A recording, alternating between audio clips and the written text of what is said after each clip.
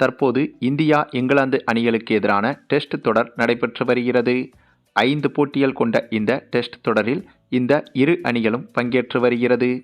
இந்த தொடரில் சமீபத்தில் நடைபெற்ற ஒரு போட்டியில் நம்ம ஜாஸ்பிரிட் பும்ரா செய்த ஒரு சம்பவம் மொத்த உலகத்தையும் அதிர வைத்துவிட்டது.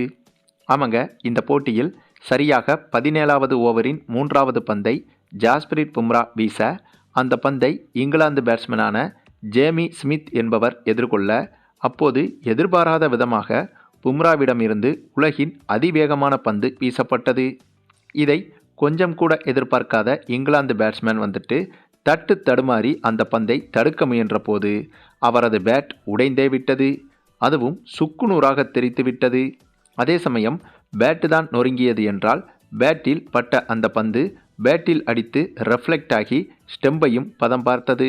இந்த சமயத்தில் ஒரு நொடி என்ன நடந்தது என்று தெரியாமல் பேட்ஸ்மேன் தடுமாறி கீழே விழுந்தார்.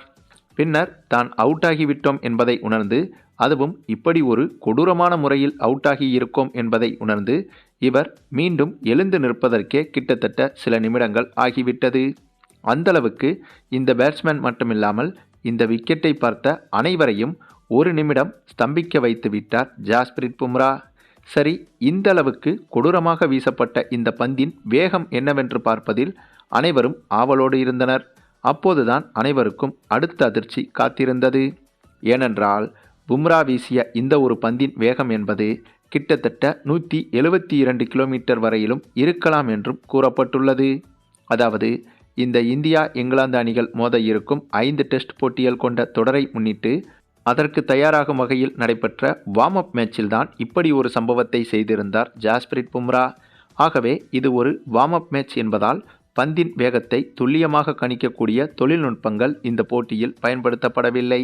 ஆனாலும் கிட்டத்தட்ட இந்த மேட்சுக்கான பயன்படுத்தப்பட்ட தொழில்நுட்பத்தை வைத்து பார்க்கும்போது ஏறக்குறைய இந்த பந்தின் வேகம் 172 கிலோமீட்டர் வேகத்தில் வீசப்பட்டிருக்கலாம் என்றும் பதிவு செய்யப்பட்டுள்ளது.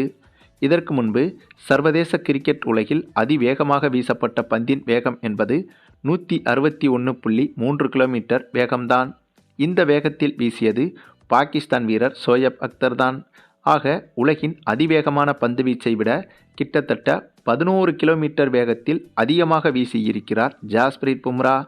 ஆக இந்த ஒரு சம்பவம் என்பது என்னதான் வார்ம் அப் மேட்சில் நடைபெற்றாலும் கூட கிரிக்கெட் வரலாற்று புத்தகத்தில் இடம்பெறக்கூடிய சம்பவமாகவும் மாறியிருக்கிறது. அது மட்டுமில்லாமல் ஒரு சாதாரண மனிதனால் கண்டிப்பாக 170 கிலோமீட்டர் வேகத்தில் பந்து வீசுவது சாத்தியமே கிடையாது என்று ஆய்வுகள் கூறுகிறது. அப்படி இருக்கும்போது அப்படிப்பட்ட ஆய்வுகளையும் தாண்டி இப்போது 172 கிலோமீட்டர் வேகத்திலேயே வீசி ஒட்டுமொத்த உலகத்தையும் மிரள வைத்திருக்கிறார் நம்ம ஜாஸ்பிரிட் பும்ரா.